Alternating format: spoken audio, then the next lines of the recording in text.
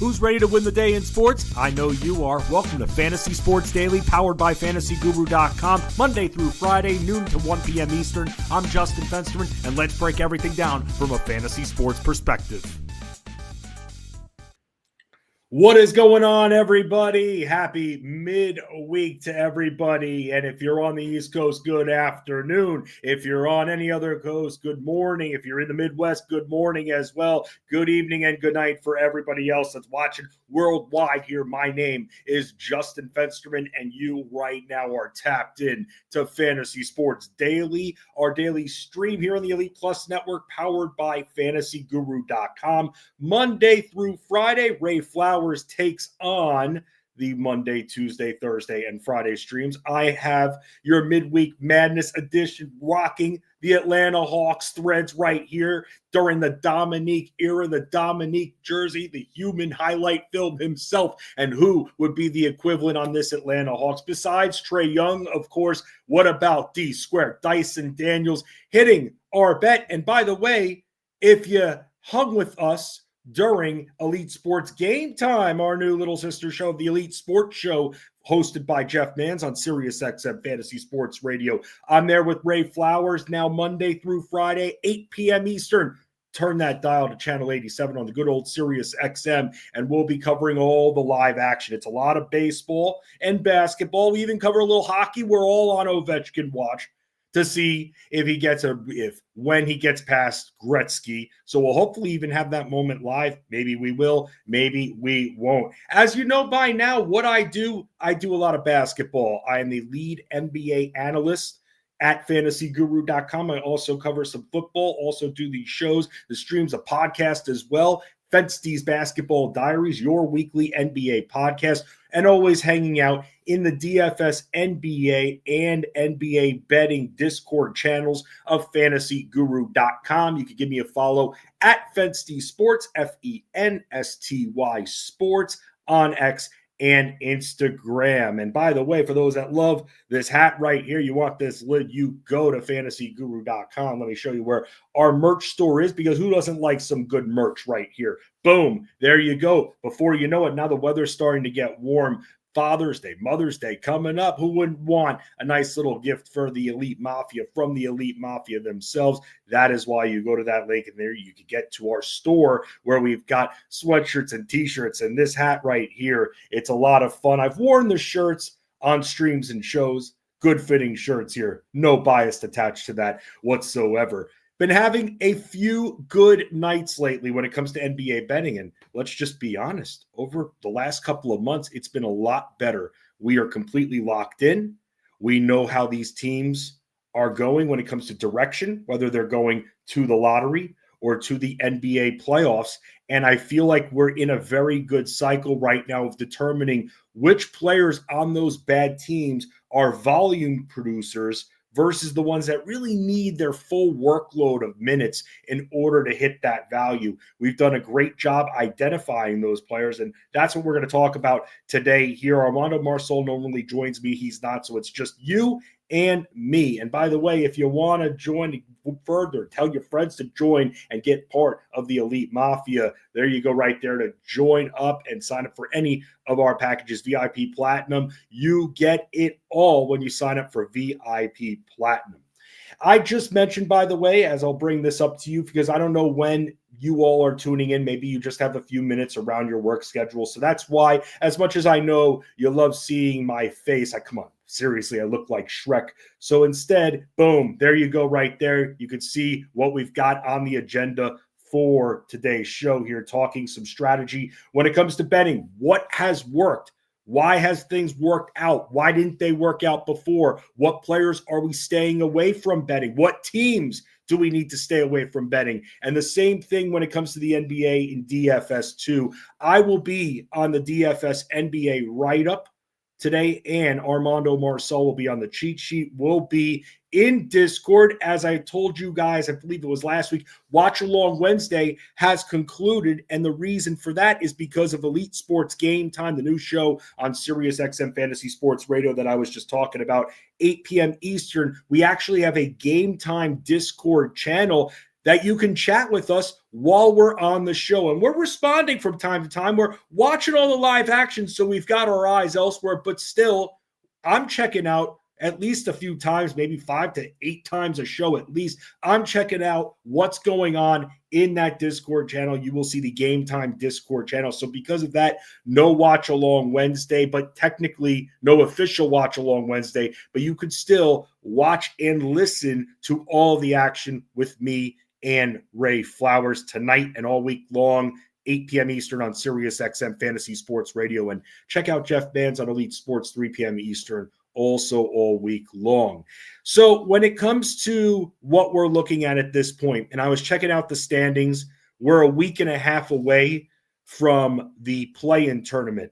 And in the Eastern Conference right now, we have our 10 teams. It's just a matter of where they are ending up. And it's really looking like Cleveland's going to hang on, even though Boston is on a tremendous run. And for those that are wondering who is going to win the East, I'll tell you right now that, to me, it's still Boston's conference. I like Cleveland. I respect what they've done. Their offense has been great. Kenny Atkinson is an amazing head coach that got a raw deal by the Brooklyn Nets. So what did he do? He got himself some championship experience further to make him even better than he was back then. Now with this Cavs team that has 60 wins under their belt, they're going to be good in the playoffs. However, I think there are areas of vulnerability for them. For some reason, despite Cleveland having that size, you could still go inside on them. And I'm watching them and I'm wondering, where's the coverage? And I'm finding out more and more that Evan Mobley tends to leave the post when he tries to go after, let's say, the Miles Bridges of the world, that you have to guard them on the outside. But you have to still stay somewhat committed to the post. And I'm finding out more and more that when that happens and all of a sudden the offense starts driving in, Jared Allen is kind of left all by himself, sometimes in a 2-on-1 situation, in a pick and roll situation.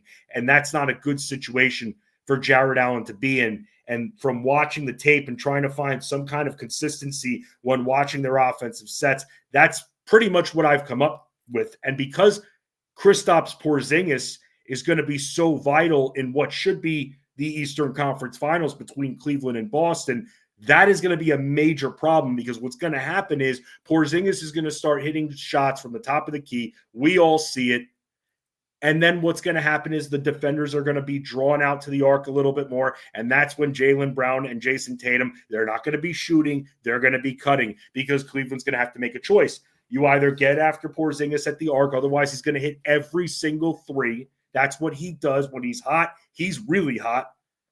Or you stick with it and you hope he just cools off.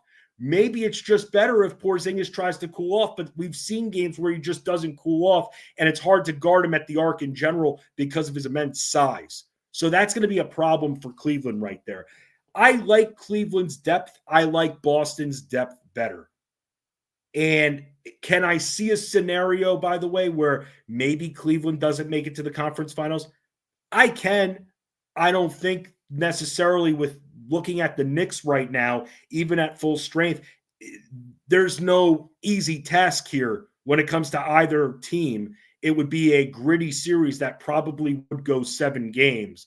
But the Knicks have also lacked on defense too, which is why if you're the Knicks, who are in third place right now, I don't know. I mean, it's very, very tight. But if I'm the Knicks, even though Detroit has been excellent defensively, I'm still thinking that if you're the Knicks, you want the you want the Detroit Pistons in the first round, because right now Milwaukee's still without Bobby Portis and Damian Lillard. We don't know when Lillard is coming back, but he could come back, and guards have destroyed the Knicks.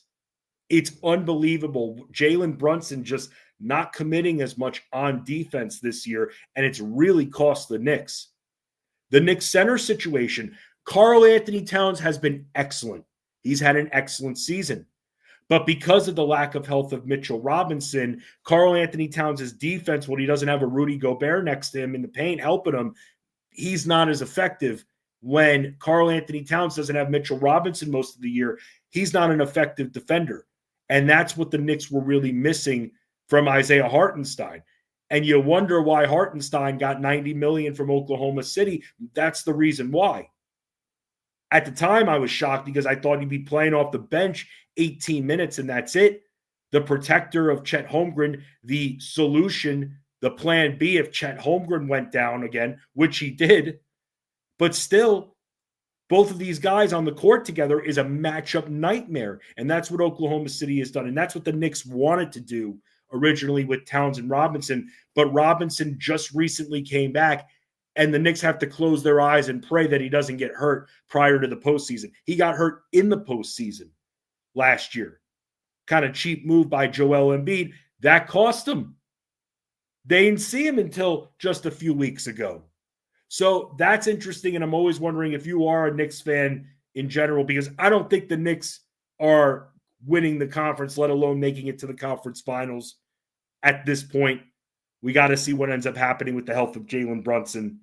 But regardless, I just feel like when it comes to Cleveland and Boston, as impressed as I've seen Cleveland, and we had that futures over when it came to the Cleveland Cavaliers. The win mark was at 47.5. That was the line. They're at 60. And to see how they started, you knew they were going to hit that over. And they play good defense too. But Boston's experience, I think, will essentially be able to move them forward. And I like Boston's defense and their switches overall and their depth a little bit more. When it comes to the Western Conference now, there are a few teams that are still kind of in motion. I mean, I don't think the Spurs, and I mean, it's weird to see the Blazers 3.5 behind Sacramento at this point. Sacramento could have kind of closed the deal, but all of a sudden Sacramento was losing. And that's the thing. And let's talk about the Kings, because I cannot be more frustrated in every single member of the Sacramento Kings, except for Domantas Sabonis. Domantas Sabonis, you know what you're going to get. We know what we're paying for. We're happy he's not $10K in DFS. This team drives me absolutely insane. And especially DraftKings drives me even more insane with this team because of the way they priced up guys like Zach LaVine and DeMar DeRozan. Who wants to pay for either player at $8K? Seriously, no one wants to pay. Malik Monk, he hasn't looked great. I know he's been in and out. I know he's been banged up. I totally understand that. But when you have a Zach LaVine, even if you don't always see the production, the usage, he essentially takes up all that usage that was left over, and it takes down the ceiling of everybody. And now DraftKings is being like, okay, Zach Attack coming off a 20-point game. Here you go. He's under 8K. And because this DFS slate, and you can see from the screen, the massive spreads that we have to deal with tonight, it's unfortunate. I can barely stomach, as I began my write-up this morning, writing some of those Kings players that weren't named Domantas Sabonis. I don't know who to trust from this Sacramento team. I really don't.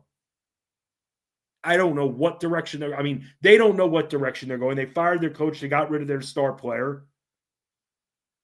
So now with Sacramento being on the slate, and also, by the way, Sacramento being 12.5-point favorites here against Washington, this is a situation, and now as we're talking about the spreads here, very quickly before I do that, because I can move on here. I could go in a lot of different directions. See, Solo Fensty, we're driving all over the road here, maybe even on the grass too. I think I told that story one time about how my grandfather used to regularly drive on the grass in Boca Raton, Florida, and I honestly, I don't know how he never got stopped. I was in his car multiple times when that happened. And I wasn't sitting there laughing. I was just hoping that we would be okay. My grandfather, big Miami Heat fan, the biggest Miami Heat fan I ever met in my entire life. Those late 90s Heat teams, and even the 2000s Heat teams, the one that won the title against Dallas in 2006, which was a year before he passed away. So it was great to see him get that title that he so wanted when he became a Heat fan. He was a Heat fan from the very beginning when the Heat came into existence. I believe it was 1988. Keith Askins, Vincent Askew. Then they get guys like Glenn Rice. Ronnie Cycli was there for a little bit. Grant Long was there for a little bit. Those Miami Heat teams. Wow. And then what they did was they turned Glenn Rice and Harold Miner and all those guys, they turned that into Alonzo Mourning. When Charlotte paid Larry Johnson but wouldn't pay him, they got rid of him. They got Alonzo Mourning. They locked him up for $100 million, which propelled Shaq to turn down the Magic and go to the Los Angeles Lakers because the Magic only offered him 80 for 4, so 20 a year. And then Mourning got $100 million, and they're like, no, thank you. And the Magic couldn't put their brain behind, is a young kid, this guy, this young, really worth over $100 million. Yes, it's freaking Shaq. So, yeah, that's kind of where I was going with the Miami Heat thing with my grandfather right there. He introduced me one time to Mike Breen. I'll never, ever forget that. I think I've told the story on the stream here. But anyway, going back to these spreads here and what we're looking at, and overall with the Western Conference, I still think it's Oklahoma City that's going to be going to the NBA Finals. I'm trying to find another team that I can fully trust. The Golden State Warriors are becoming a lot more interesting. I'm starting to feel, and if the standings ended the way they did right now, this could be a second-round matchup, and this could be trouble brewing for the Thunder. And I know the Thunder, they haven't been that healthy. They've won 10 in a row despite not being healthy. I'm not saying that they're going to beat them. I'm just saying for the Thunder to get pushed, if there's a team right now that I think can push the Thunder, Houston, I think, needs a playoff year of experience under their belt. Golden State getting Jimmy Butler was an amazing ingredient to make this team active again overall and not look like an older, decrepit team despite having younger guys. Jimmy Butler keeps that team moving. He's very good on the ball, excellent passer. He's helped out Steph Curry very much to the point where Steph Curry can focus on even being a little bit more of an off guard so he can just find his spots. And that's a reason why we're seeing Steph Curry score a zillion points like we did, because of guys like Jimmy Butler that can help bail him out. So they've got the experience, that. I just wonder, I don't think the Lakers have enough. Denver doesn't play good defense. They've gotten a little bit better throughout the year, and maybe I could be wrong about that, but Denver's defense is just okay. I think a matchup, if the standings ended up shaking out like that, I think Denver-Golden State would be a fun second-round series, but Golden State can end up facing the Thunder, and they can push the Thunder a little bit. The only other team that's a little bit surprising to me, as I'm not a huge believer overall in Minnesota, but Minnesota's playing a lot better, by the way, and it's very, very close. We're talking about a one-game separation between the 5th seed and the 8th seed. So things can change very quickly for teams like the Warriors, teams like the Grizzlies that are just completely sliding off because Memphis decides to fire Taylor Jenkins right before the end of the season. I mean, you talk about chemistry for the team and trying to keep the momentum rolling, and then you fire your coach. I'm guessing it was something Ja Morant related. We're still trying to figure out what exactly happened there. But Memphis is completely sliding, and they're sliding out of being a confirmed playoff team. And they're going to be ripe. I mean, I think if you're a team like Minnesota or the Clippers, you starting to want Memphis a little bit here. I'm starting to wonder with how hot they are if both the Clippers, who have been a very big surprise. I went on this stream and I said, and I laughed at the Clippers coaches when they said, we're going to be better than you think. And they're a product of the Western Conference right now, because if they had 43 wins in the East, they'd be ahead of Detroit in 5th place right now. That just shows how competitive the Western Conference is. So they've had a tremendous season, even with Kawhi Leonard out for a decent portion of the year. Norman Powell missed some time. Zubac, with them extending him and then expanding his role, was brilliant. James Harden has bought in a little bit more to being a two-way player. He's still not the best defender, but I see him. He's definitely bought in a little bit more. I don't think this Clippers team can go on a run, but kind of like I felt like the New Orleans Pelicans last year before Zion got hurt, I felt that the Pelicans were a team that you didn't really want to face. I'm starting to think the Clippers are that team. They play slow. They play in control. If Kawhi Leonard's healthy, we're seeing the best of Kawhi Leonard right now. And we're not talking about Kawhi Leonard resting playoff games. That's not going to happen. They play really good defense. They've got a lot of guys that get in your face. Even Zubac has improved on defense, which is absolutely amazing. We used to be able to attack the hell out of him for props, but he's been good. Zubac has been good defensively. So if you're looking at the current Western Conference play-in teams right now, the Clippers scare me the most. The Mavs, okay, Anthony Davis will do some damage. Yes. I'm interested to see what they do because Daniel Gafford's back now. Anthony Davis is back. They're both on minutes restriction, but they won't be by the time the play-in tournament rolls around if they can withstand and hang in their seed, which we'll have to wait and see. Durant being out definitely helps them because it keeps Phoenix at bay a little bit. But Dallas, I'm interested to see what they do because Anthony Davis loves playing. I mean, the Lakers, J.J. Redick got him to commit to center, which coaches before him did not do. They weren't able to really do it, get him to fully commit to center. He loves being a 4. Maybe they let him do that because Derek Lively is on his way back too. And then the Mavs are going to have 3 bigs to rotate, and 2 of them are probably going to be starting. I'd be shocked by the time the play-in tournament rolls around if 2 of them aren't starting. You want a way to maybe not take out Kawhi Leonard if, let's say, the Clippers and the Mavs had to play each other, but you want a way to maybe limit him or get him passing. You put out a bigger lineup against Kawhi Leonard, and that's going to do justice right there. Sacramento doesn't scare me at all. They don't scare me. They just piss me off. They just frustrate me all the time because it's so hard to track the consistent trends with them post De'Aaron Fox. We were hitting Kings bets early on. The other night, by the way, I put out a Sabonis bet, and I get these negative comments in Discord and, oh, Fensty, 13.5 rebounds. The guy is averaging 14 rebounds per game. I know I don't always go for the large numbers and the A-listers, but when you're in a matchup, like for instance, tonight, and you want an NBA short-term future here, let's take a look at one in real time here. Because one of the reasons why, normally I don't even mess with Sacramento, but one of the reasons why I am messing with Sacramento is because they are facing the Washington Wizards. Now, this can work one of 2 ways because the Kings are going to have players. The Wizards don't have the talent that the Kings have. The Kings can easily take care of them. Sabonis's rebounding prop right now on DraftKings is at 13.5, but it's very juiced up. That's what we took in his last matchup. And he gets rebounds very quickly. But the big question is with him tonight, how much is he going to play?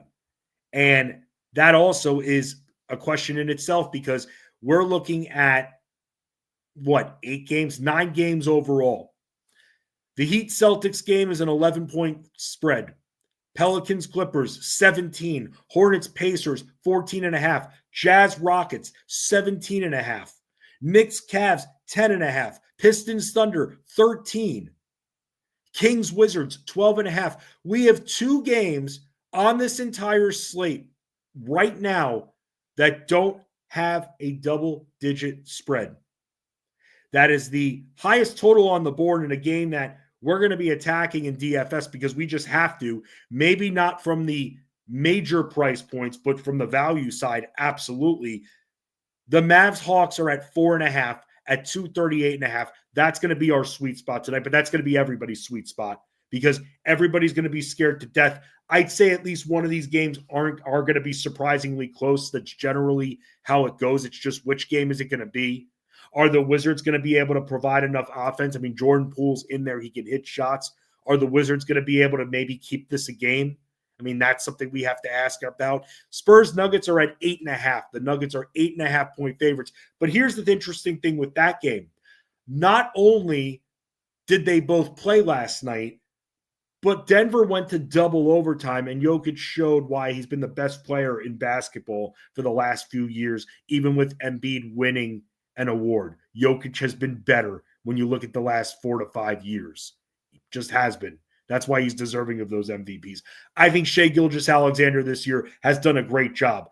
I think Shai Gilgeous-Alexander deserves the MVP. But Nikola Jokic has been excellent. Excellent. And anytime people wanted to take away from him, they just can't do it because he's that big of a threat every single year. But this slate has a bunch of threats on it. I mean, Hornets Pacers, if the Hornets were at home, maybe I think they could keep it close. Heat Celtics, Wiggins is still out, and I'm going to go over the injuries in just a second. But Boston looks like they're going to be at full strength. I mean, we'll see. Jaylen Brown, it's been very iffy whether or not he's going to play. The Knicks Cavs, we'll have to see because they've got Karl Anthony Towns that's questionable. Maybe they thought he was going to rest, but no, it seems like he's actually a little bit sore in his lower body. So we'll have to see if he ends up playing. I mean, I don't know how the Jazz are going to be able to compete with the Rockets. I hope the Jazz are hit with another $300,000 fines for what they're doing. Jordan Clarkson's legitimately hurt, but they continue to be without most of their front court. Walker Kessler is questionable for this game. So we'll have to see if he ends up playing, but no Markkanen, no Collins, meaning that if those guys are out, the value options that we're going to be rolling with tonight, even though they're priced up a little bit, are Kyle Filipowski, who's now priced up a little bit more, but he's shown his versatility on offense, which has been nice. He's shown that he can attack a little bit. He can create himself. That's growth. I like what I've seen there. Sensabaugh, a decent value option as well, one that I'm totally fine with on a slate like this. And that's been the beauty with the Jazz because they've had this B team the entire second half of the season. So we're used to it by now. So on a slate like this, we know we can trust some of these guys. I'd like to know if Colin Sexton's playing because if he's not playing, Keontae George and Isaiah Collier become a lot more attractive. But then he's priced up a little bit more. Should still be able to get us the 5X, but clearly doesn't take a lot of shots, but gets a massive amount of rebounds. Oscar Tshiebwe from the Utah Jazz, who's sub 5K. That's another area we could go when talking about the Utah Jazz tonight.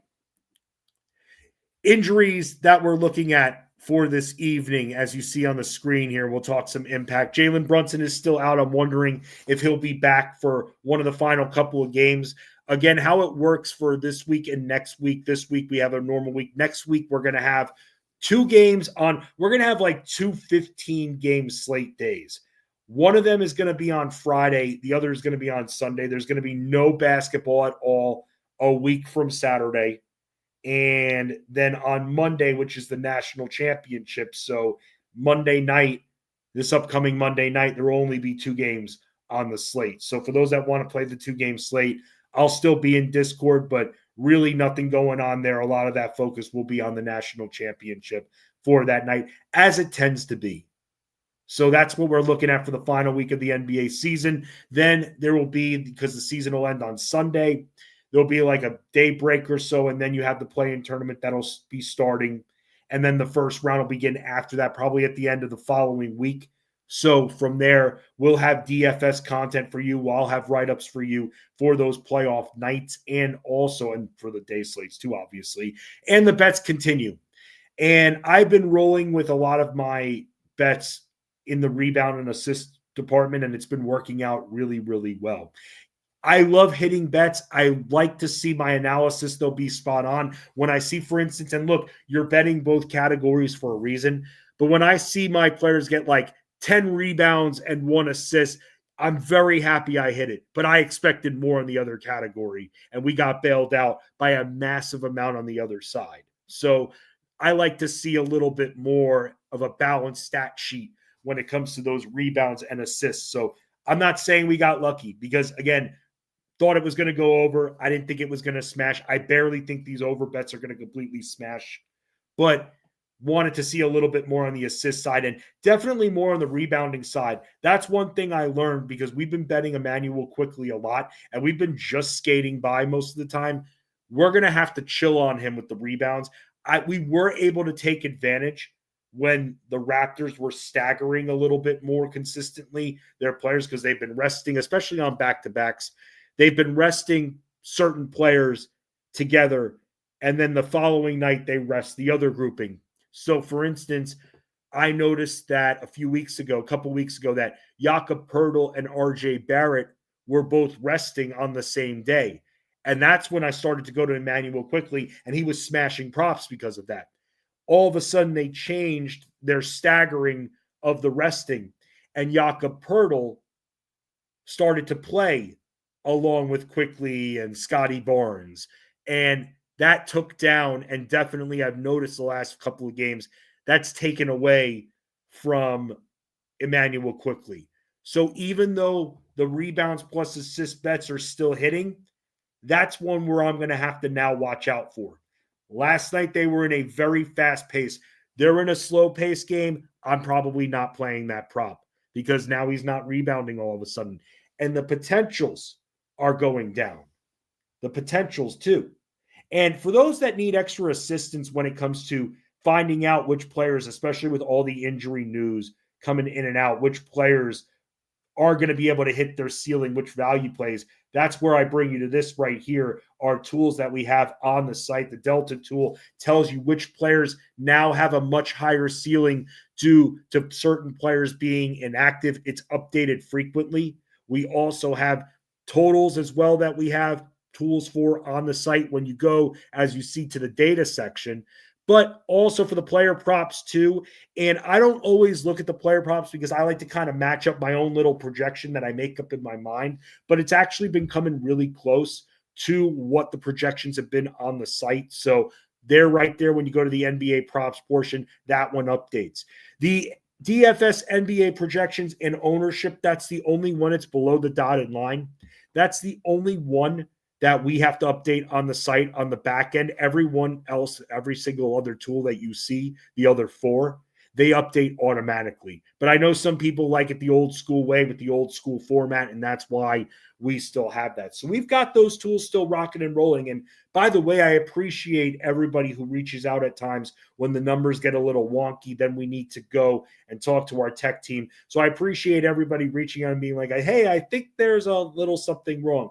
It's technology. It fails for a reason. Something ends up happening. That's just how it goes. So beyond that, that's really the tools that we are looking at. Let's get back to the screen and talk about some plays that we're focused on. So no Jalen Brunson for the Knicks tonight.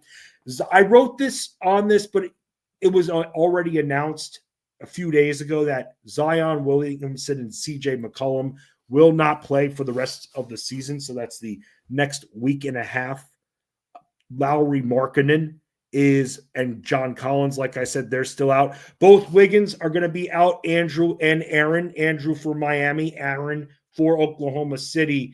And when it comes to Aaron Wiggins being out, that's actually opened up a little bit more value for the Thunder. So that's why, even though with some of the higher priced Thunder options, I don't really love it full strength, including guys like Jalen Williams, who I have in there right now. You'll see him in my write-up, but I'm kind of lukewarm. Hartenstein and Holmgren, I mean, they play off each other. There's just so much usage between that lineup, and Shai Gilgeous-Alexander, who I'm more almost comfortable committing to him than those other guys, but we could still go value. Guys like Cason Wallace and Isaiah Joe could be huge here. Again, when it comes to this Thunder game, Detroit is going to be, this spread indicates to me that even though he's currently listed as doubtful, Cade Cunningham isn't playing tonight. I have not seen a reason at this point or any kind of tidbit, unless I missed something in the last half hour that I've been with you, that Cade Cunningham is playing. This spread would be lower because of the Pistons' strong defense if Cade Cunningham was going to be potentially playing. I don't think he's going to play. So with this being a double-digit spread, I'm thinking you're going to be seeing a lot of those value options because with Cade Cunningham out, that defense and pressure certainly drops on the Detroit side. So that's where guys like I think Cason Wallace and Isaiah Joe could be a little bit more on the trustworthy side when it comes to value plays. But we got to be careful when looking at recent stats of the Thunder because they've had guys in and out like it's been a game of musical chairs. So we'll have to see what they decide to do here. But Cade Cunningham is doubtful. Other players that are out, Keyshawn George for the Washington Wizards is out tonight. Jordan Clarkson done for the year. Chris Middleton for the Wizards is out. Jordan Hawkins is going to be out for the Pelicans as well. Ty Jerome still out. Malcolm Brogdon, Nikola Jovic, and Clint Capella. All those guys are out. And then questionable plays for tonight, Karl Anthony Towns, Jamal Murray. Jaylen Brown. And I'm sure that Denver can use, by the way, Jamal Murray, because he didn't play last night. They went to double OT. So I'm sure everybody is exhausted right there. Other questionable players, Jaylen Brown, that's a big one here, has not really looked fully like himself. Walker Kessler, that's a big one right there for Utah, especially if we want to maybe get in on some low props regarding the Jazz. He is currently questionable. Michael Porter, questionable for Denver also. You have Drew Holiday, Miles Turner, Derek Lively, Colin Sexton, Deuce McBride, Benedict Mathurin, Cam Payne, Jeremy Sohan, all questionable. I think I wrote Payne twice. Oh, the Payne. Wrote him twice, but all of those guys, as you see on your screen, are questionable for tonight's game. So the big question is, where do we focus? And I will tell you some of the players that I am focused on for tonight. I don't have anybody. I feel like going in to the streams the last few weeks, I feel like I've had at least one core play. Double-digit spreads, I don't have that one core play right now. But I can tell you this, if there is a core play out there, I immediately look at that Hawks-Mavs game. Before I continue, I want to say, Jason, thank you very much for hanging out. Thank you so much for betting and being part of the Elite Mafia. As you see here by what Jason's saying, having a good few days when it comes to NBA betting. It's actually been, like I said, a few good months. So I'm not someone that's going to walk around like a Conor McGregor with my chest out, be like, I'm hitting everything. We can easily get off that freaking momentum train. And that's why I'm staying focused. That's why I'm happy. I'm thrilled. I always want us to sweep nights of betting. Hasn't happened too often. It's been a lot more 1-1, 2-1 nights, a couple of 1-2s, but we've had a couple of sweeps in there to start the week, which has been great. But still, I'm staying focused, and especially for playoffs, because I want to get on those trends early, because I want to beat the books when it comes to the NBA playoffs. I want to be able to get those low numbers in game 2, because by the time game 4 of those series hits, those numbers are going to be spiked up a little bit. We're going to be hitting them early. So I'm someone that always stays focused. And the reason why I do that, and I guess I could show it off a little bit, probably good to get more members of the Elite Mafia, right? If I put my winning bets out there every night. Let me just say this, though, and to anybody out there that's a content creator, if you are putting your betting record out there, if you are willing to show off every single time that you hit a bet, then you have to be humble. You have to be real with your audience. And I know that some people can say, well, Fensty, on the internet, you could be whoever you want. Yes, but when you're a content creator and you have a subscription service or you require some kind of money for your audience to be able to play your plays, to bet more money than the subscription for your plays, transparency is key. And that's something that's really important. Now, some of you are like, well, Fensty, we never see you write on Twitter or anything like that, or on Instagram when you miss bets. No, you don't. But you also don't see me write and show off when I hit bets, because this is a marathon for me. I want us to hit as many bets as possible. And I'll say this, and I've been a little bit chicken-esque for not putting down my unit count. I was earlier in the year, and I'll be honest, we went down a lot of units in basketball. We did. Trust me, and I heard from some of you, some more respectful than others in Discord. But now we've slowly gained back up. And when it comes to bets actually hit, I'm at like 51% right now. But it's taken a long time to get there. The job isn't done. The postseason is a season in itself. But that's why, if you're a content creator out there, if you have the goal to show off and to celebrate yourself every single time you hit a bet, you certainly can go the other way and tell everybody, hey, this sucks. I missed it. I thought we had it here. Here was the research that went into it. Because that brings realism to the audience. Because you don't hit 100% of your bets. And I see too many people in this space show off every time. And I get everyone's trying to sell something. I get that. But at the same time, it's a season-long marathon. That's what I'm looking at. That's what Ray Flowers is looking at. That's what Jeff Mans. That's what all of us at Fantasy Guru do. And that's why I don't show off and take screenshots every single time I hit a bet.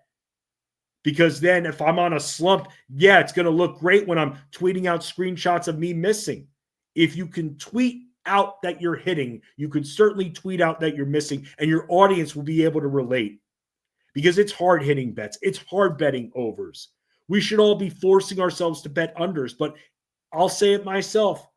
I tried to take off of betting overs and just go unders. I couldn't do it. My mindset, my research, my routine, it's overs. And that's something that I need to work on right now. And we bet a few unders this year. We had a few unders that we hit. But yeah, everybody has more fun betting the overs. And the books know that. So they're going to hike up the overs even more, or they're going to juice up the odds and say, hey, you're either not getting the return that you would normally get, or you're going to have to put more money in there to get that return. That's what it's all about with these books. And that's why, for me, I want to learn. And one of my goals going into next NBA season is to become a little bit more of an unders better. But everything working out, I mean, things are really adding up right now when it comes to the trends, when it comes to the stats. I've talked about it a bunch. I talk about it on Fensty's Basketball Diaries every single week, what I go through, the trials and tribulations of being a wagerer, because I never, ever, ever want to miss bets. I don't want to miss bets. I never want to miss bets. It pisses me off when I miss bets, and I'm very hard on myself. I am. Trust me. It stinks to miss bets, but everybody misses freaking bets.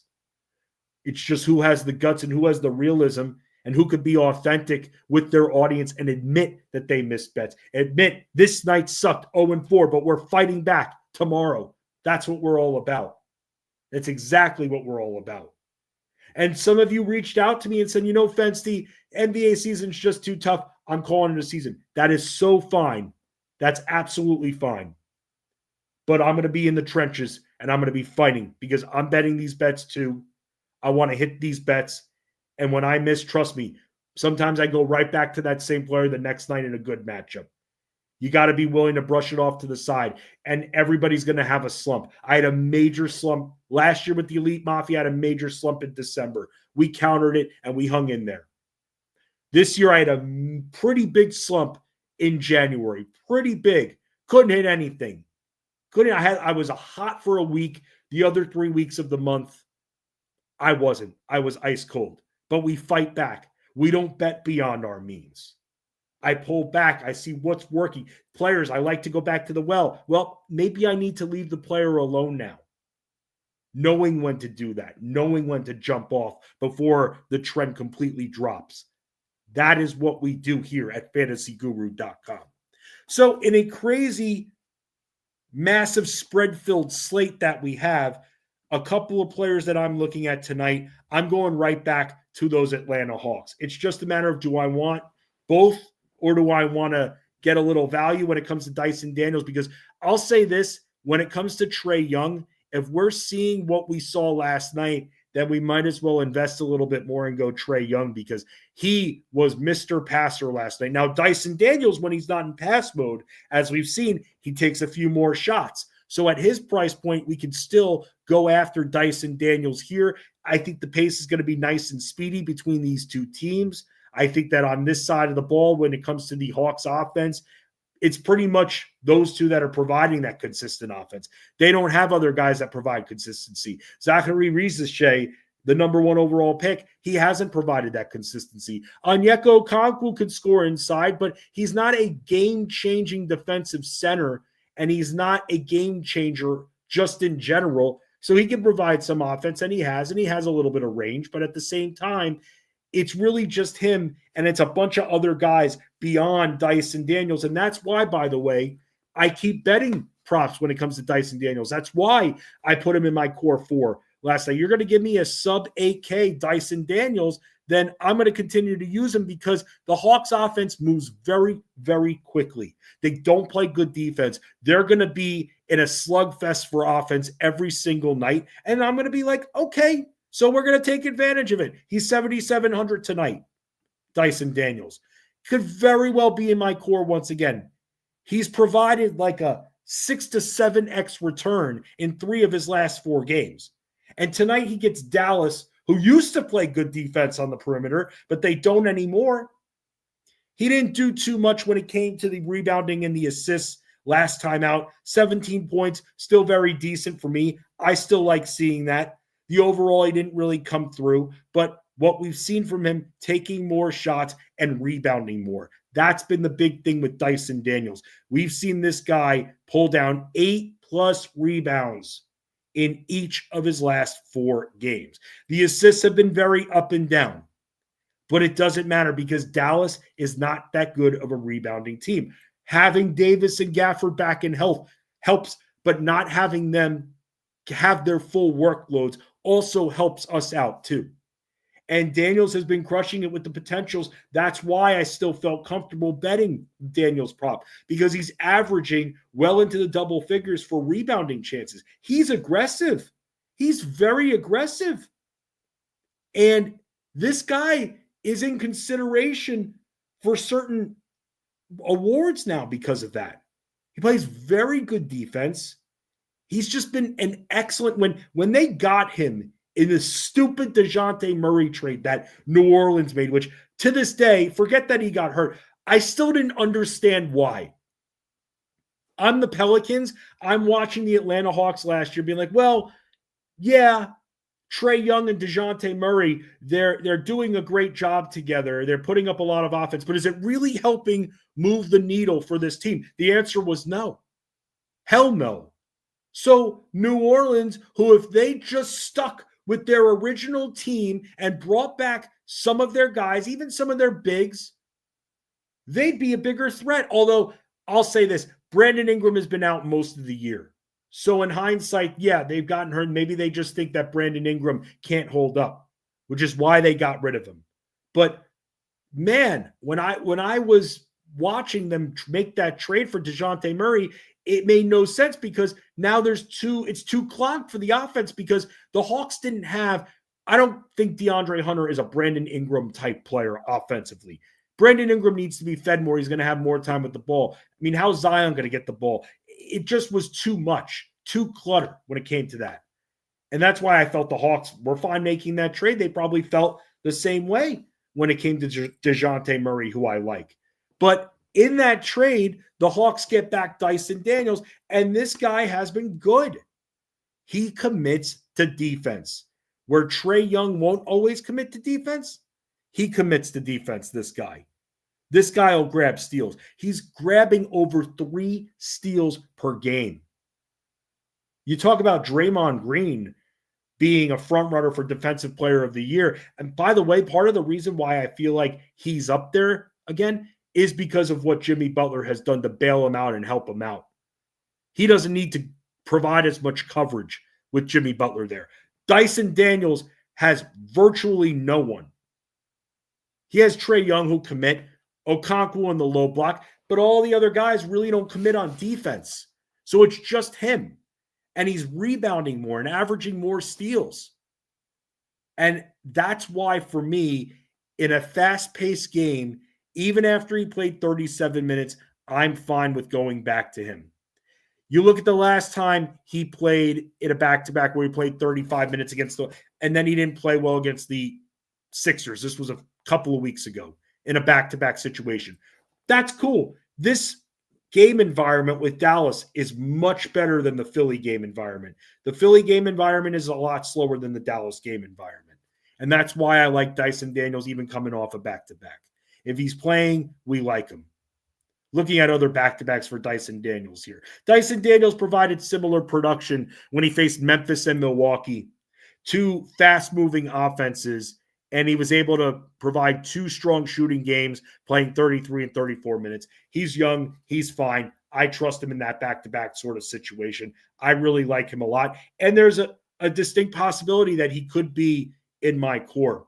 On the other side of the matchup, someone who I've really trusted, and some people tend to think that when Anthony Davis plays, a guy like Dinwiddie loses his value, and I'll tell you that's not the case. If anything, Anthony Davis playing helps his assist potential. And look at what Dinwiddie's done over his last handful of games. He's dropped 7 dimes, at least 7 dimes in 8 of his last 9 games, I'm quickly looking at this list here, 8 of his last 9, 7+ dimes per game. And this is how it's going to be for the rest of the year. He's going to have bigs to feed. Anthony Davis will have some time with the ball, and that'll take away, even if he has the lane, Anthony Davis will still try to hang there at the elbow and make offense from there. And he'll have too much time with the ball, and the assist won't be granted to Spencer Dinwiddie. But there will be a lot of plays because Atlanta does not play good interior defense. They don't have a lot of size. Spencer Dinwiddie is going to be able to feed both Davis and Daniel Gafford often and early, for that matter, in a fast-paced environment in the post. This is somebody else who I think has a chance of providing that 5x return. And I think, by the way, in still a competitive environment, he could be playing 32 to 35 minutes here. I think that he'll also find some open shot opportunities to Spencer Dinwiddie. Dinwiddie, by the way, previously against Atlanta, 22 points. I like seeing that very much. So that from that game, that's kind of where I'm looking. I'm looking at the guards from that side. I just don't think at this point, and we'll have to see how many minutes he's going to play, Anthony Davis, even under 10K, it's so hard for me to get behind him when he's playing 28 to 30 minutes and that's it. I just can't get behind him there. Even in a very strong game flow, I don't want to do it. I really just don't want to do it. So that's why, for me, I'm probably just going to chill out there. If Daniel Gafford was cheaper, I would absolutely say 15 to 18 minutes of Daniel Gafford. But if he's 7,500, to me, okay, that's GPP only, number one. Number two, is it really worth it if he's going to be capped at 15 to 17 minutes? Remember, they've got other guys that they can rotate in. They've got guys like Kai Jones who play minutes because they want to keep Daniel Gafford healthy. They want to keep Davis healthy. If Derek Lively ends up suiting up tonight, all bets are off with these centers. We just sit there with our popcorn and let everybody else try to play the guessing game of which center is going to be the per minute guy. And I don't want to be that person. We have enough headaches with this slate. I don't want to fight over, and I don't want to agonize over which Mavs center are we going to have to take advantage of. So that's why, for me, if Derek Lively ends up playing, I'm probably fading the whole situation when it comes to the Dallas front court. Let others mess with it. We'll mess with the backcourt. Totally. I don't care how many of them play. Totally fine with Dinwiddie. And on the other side, Dyson Daniels and Trae Young. I like them tonight. I think the pace is great. And let's face it, it is going to be the chalk game. But at the same time, there are massive spreads on this slate. And this game is not one of them. So that's why I like it so much. Other players we can look at. Let's go to the center spot for a second and see what we're going to do. I mentioned Shibwe. Shibwe for the Jazz. And this is, by the way, only if Walker Kessler sits. If he plays, I'm probably taking Shibwe out of the article. Hell, I might even take Filipowski out of the article because remember, the Jazz are facing Houston. It's a pace down spot, and Houston plays excellent defense. When you go and you look at the center spot tonight, we've got decisions to make because the Knicks and Cavs are at a double-digit spread, which makes me wonder if Towns is going to sit once again tonight. Because if Towns, because I don't see Mitchell Robinson playing tonight in a back-to-back. So we'll have to see if Towns plays. We're kind of frozen. As much as I want to trust Nikola Jokic, he played a ton of minutes last night, and it makes me wonder if Denver gets out in front of San Antonio so quickly. And then, I mean, it's an 8.5-point spread, so maybe people will be a little bit afraid. Jokic, to me, just in GPPs, that's where I'm looking. The Spurs front court isn't anything to write home about. The problem, though, that I have with Jokic tonight is I love Domantas Sabonis even volume producing. If Sacramento is going to be up by 20-plus points tonight, it's going to be because of Domantas Sabonis completely dominating Alexander Sarr in the post, which I think he'll be able to do. And he'll crush him for the elbow as well. This will be a good test to see where Sarr's footwork is because Domantas Sabonis is able to defeat his defender from strong, very strong footwork. And if Alex Sarr doesn't have good footwork, tonight's going to be a very nice test. I'll be watching that as intently as I can during Watch Along Wednesday to see if Alex Sarr could D up against Domantas Sabonis. Hell, I mentioned this before. I'm even considering going back to his rebound prop at 13.5, thinking that there's a very good chance he can end up playing, 32 to 34 minutes, and that's it.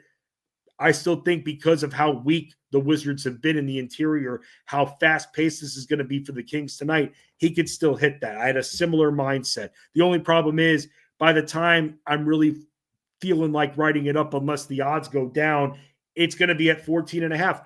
He could still go over that, but that is a massive number.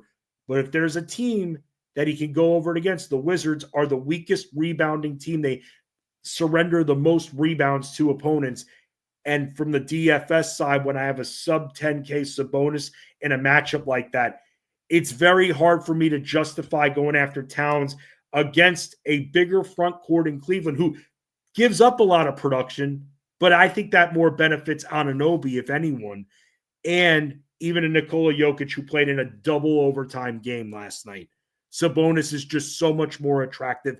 And I'll say this, if I think that there is a better chance of volume producing, if Walker Kessler is out, even Şengün becomes a very, very good option. The Jazz have been giving up a ton of scoring to centers, whether or not Kessler's been in. So Şengün is in play. And then Mark Williams is also in play too. Somebody else who in a fast-paced environment, the Pacers' interior defense absolutely sucks. Mark Williams was actually the player we bet against Utah the other night, and it didn't look good for a little bit. We bet his over on his points plus rebounds. He ended up smashing that, 18 and 13. He scored 18 points or more, rather at least 18 points in 3 of his last 5 games. And the Pacers are going to let up a lot in the interior to Mark Williams. And Miles Bridges will draw out Pascal Siakam on the perimeter, and that'll open things up more in the paint for Mark Williams. So center, there are a lot of attractive pay-up options tonight. We can look elsewhere for value options here. Again, it is going to be very, very choppy waters tonight, but that's not going to keep us from still winning this slate. That's not going to keep us from still finding ways to hit bets this evening. I'll have a few bet skis up a little bit later on. I'll have the DFS NBA right up a little bit later on. And please make sure that you check out Elite Sports Game Time tonight and all week long, Monday through Friday, 8 p.m. Eastern on SiriusXM Fantasy Sports Radio. That's SiriusXM Channel 87. You can give me a follow at Fensty Sports, FENSTY Sports on X and Instagram. And tonight, make sure you catch me and Ray. Ray will be on with Jeff Manns on the Elite Sports Show, 3 p.m. Eastern today, as he is every Wednesday. A final programming note for everybody, and that's over the next 2 weeks, we're going to be doing a little bit of a switcheroo when it comes to the stream. Next week, I will be filling in for Ray Flowers on Tuesday. So I'll be on Tuesday. He'll be on Wednesday. The week after that, he'll be on Wednesday, and I'll be on Friday. So I'll remind everybody of that, especially I know some of you come here just for the baseball, and you see me, you're like, oh, screw this, I'm out basketball. We're having a great time. We're hitting bets, cashing checks when it comes to the NBA. Ray Flowers back tomorrow on Fantasy Sports Daily, same time, same place, same network, the Elite Plus Network, powered by the good old FG, fantasyguru.com. Good luck to everybody out there, and let's